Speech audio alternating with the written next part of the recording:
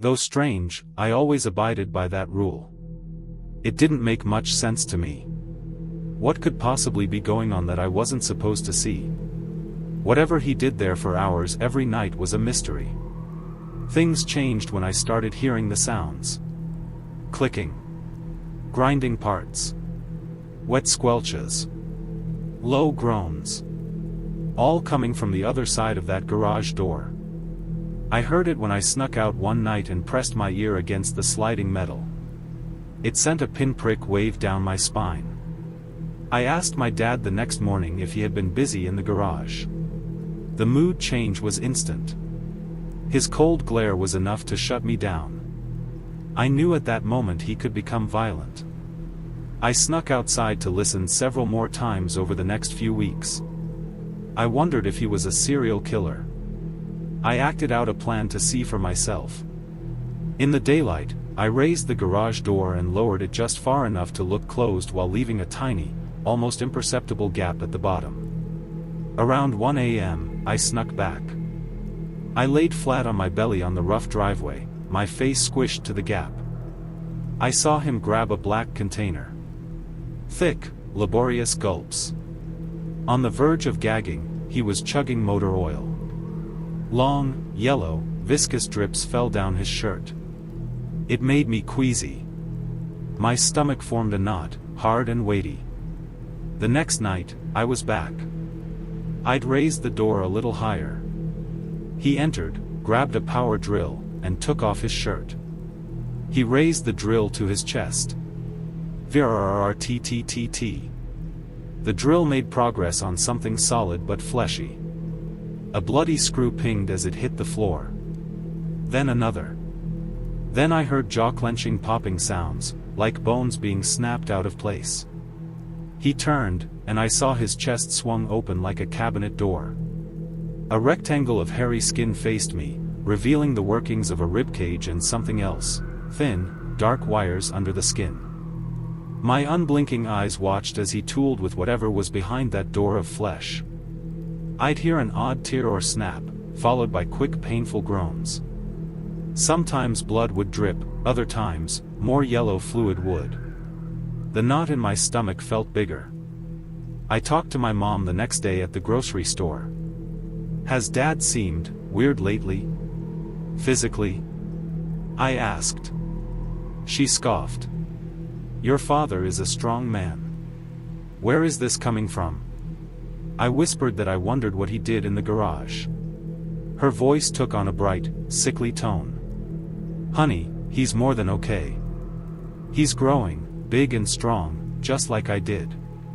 Just like you are now." She pressed her finger on my nose with a sweet smile. My stomach spasmed. Growing into what? The pains progressed until I was constantly eating Tums. I figured this must all be a misunderstanding. I needed to squash my doubts. Eventually, I decided on action. I entered the garage before midnight and hid under a blue tarp among some boxes. When the door swung open, my heart nearly failed. He went through the routine: drill, screws, ribs. He dug his nails under a ridge on his chest and pulled. Rubbery flesh stretched and snapped. Rib bones popped. I was hit with a wave of a smell that reeked of gasoline, burnt hair, and cleaning chemicals. Inside his chest were interlacing metallic pistons, gears, belts, and black tubes, all coated in brownish-reddish slime. A tangle of coppery wires snaked around a blackened, shivering lung that expanded with each shuddering breath. There were no human organs discernible amongst the mess. I gagged involuntarily. He looked down, straight at the opening of the tarp. Straight at me. He slammed the fleshy door shut, clicking it into place with skin still hanging around the edges. He squatted and lifted the tarp. It started 6 months ago. Fresh out of grad school with a master's in history and a mountain of debt, I was desperate. Then I saw the ad, archival associate. The foundation. Discretion, precision, and an exceptional capacity for recall are paramount. No formal experience required. Generous compensation. The salary was more than my parents made combined. I figured it was a scam, but I applied. The phone interview was bizarre. The woman didn't ask about my degree. She asked, "When you were 10, what was the pattern on the wallpaper in your grandmother's kitchen? Describe the cover of the third book you see when you picture your childhood bookshelf." Luckily, my brain is sticky. Details cling to it. I can walk through my grandmother's house in my mind and feel the cool linoleum. I got the job. The foundation was a nameless skyscraper downtown.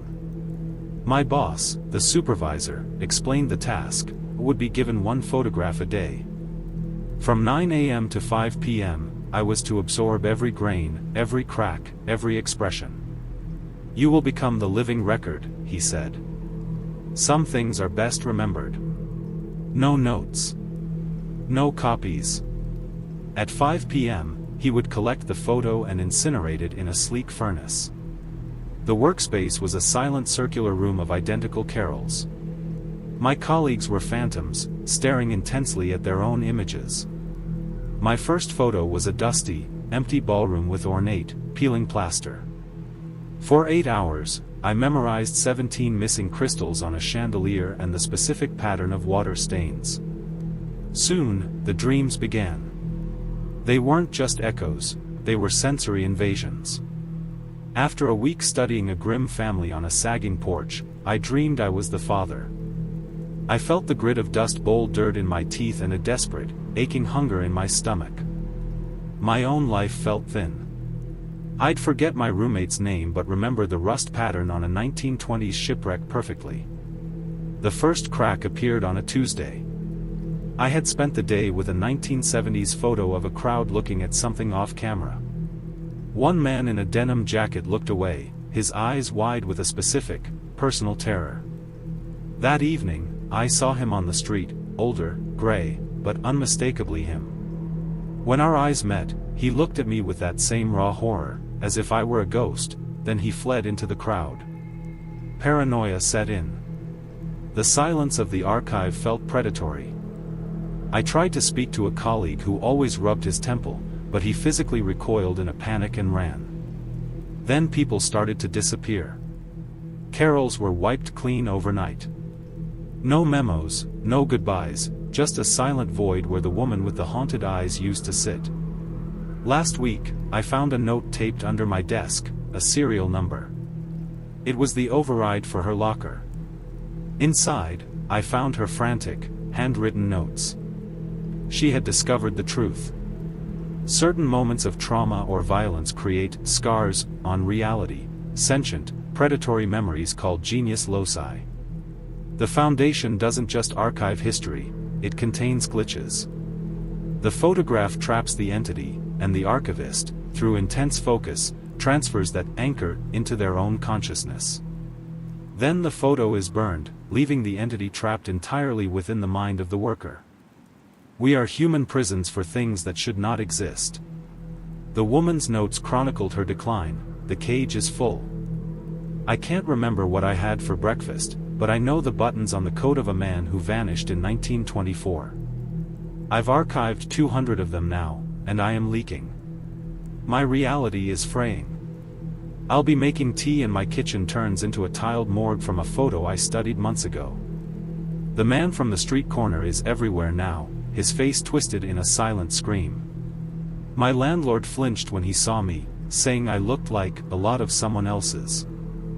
2 nights ago, I held a bottle of pills. It seemed logical: if I end, the horrors end with me.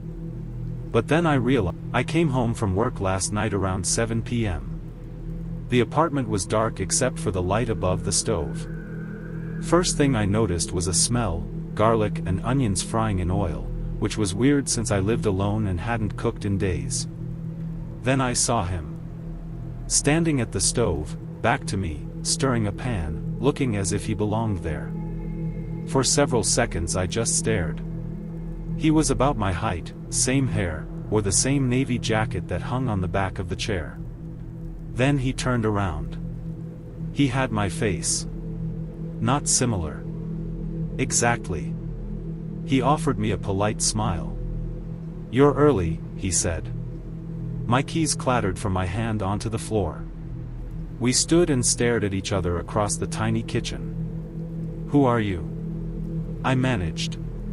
He looked puzzled, like I had asked a stupid question. "I live here," he said.